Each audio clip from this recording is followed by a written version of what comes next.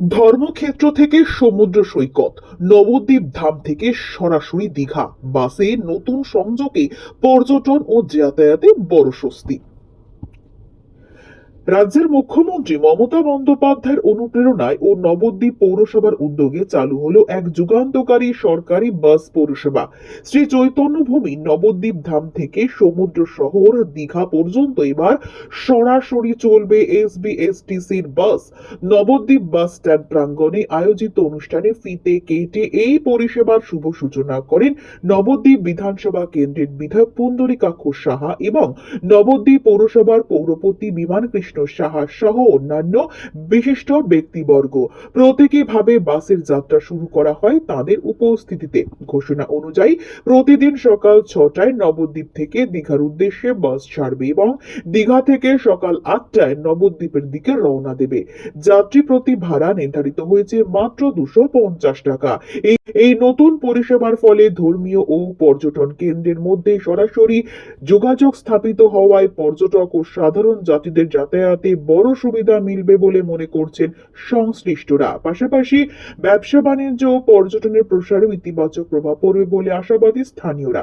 স্বল্প খরচে আরামদায়ক যাত্রার সুযোগ করে দেওয়ায় রাজ্য সরকারের এই উদ্যোগকে সাধুবাদ জানানো হয়েছে।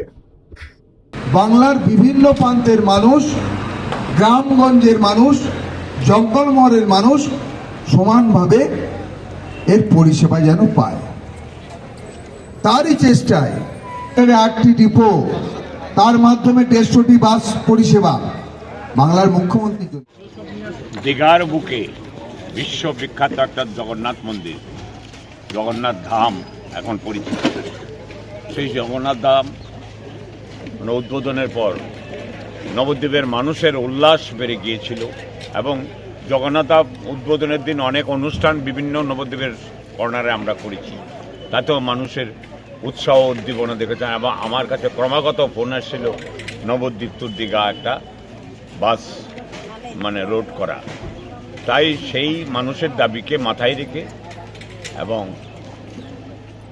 আমি পরিবহন দপ্তরে এবং মমতা বন্দ্যোপাধ্যায়, মাননীয় মুখ্যমন্ত্রী মমতা বন্দ্যোপাধ্যায়ের কাছেও আবেদন করেছি।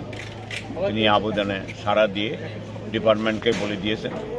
বলে দেওয়ার পর ডিপার্টমেন্ট থেকে আমাদের পৌরসভা থেকে আমাদের মলয়বাবুর কাছে, সুজিত গেছে, আরও বিভিন্ন ইঞ্জিনিয়াররা গিয়ে ওদের সঙ্গে কথা বলে এই দুটো বাস আপ ডাউনে চলবে, নবদ্বীপ ধাম টু দীঘা ধাম।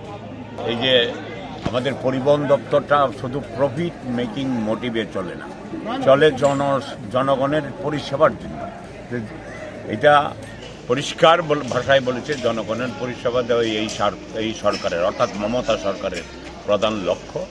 সেই হিসাব করে ভাড়াটাও, এই যে 2018 সালের ভাড়া এখনও সম্ভব নাকি অন্য কোনো স্টেট হলে কোনো মতেই সম্ভব হতো না মমতা বন্দ্যোপাধ্যায় ছাড়া, সেটা আজও আমরা সেই সুবিধা পাচ্ছি।